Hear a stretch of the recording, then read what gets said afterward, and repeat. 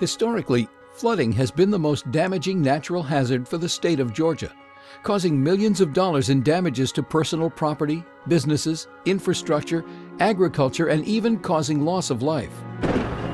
Flooding is often the result of intense storm events dropping large amounts of rain in a short time period. Because of Georgia's unique geography, severe rainfall events can come from inland weather patterns or coastal atmospheric conditions.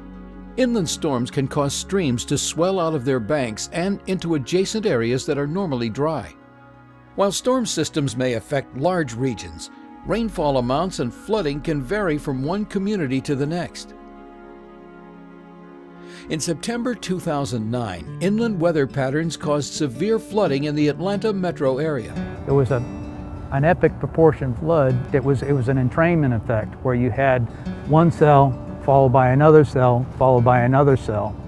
And they followed along the same path, just like spokes in a wheel. And if you happen to be in that path where one storm was following the other, you received the high rainfall amounts. The eastern parts of the county didn't receive that much rainfall at all. They received up to the 25-year frequency amounts, but it didn't compare with what was happening on the south and the west and the northern parts of the county. We're standing in Legion's Park right now, which is actually in the city of Austell.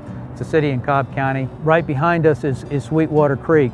This area actually sustained about over 20 feet of flooding during the September 21st, 2009 flood. Well, it was total disbelief because the flood levels were actually from 12 to 14 feet higher than the 100-year floodplain elevations.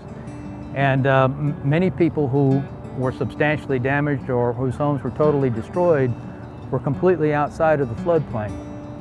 And those people did not know that they were susceptible, their homes were susceptible to flooding. As FEMA says, we all live in the floodplain. It's just a matter of how deep the water gets before your house will get flooded. Inland weather patterns are not the only contributor of flooding in Georgia.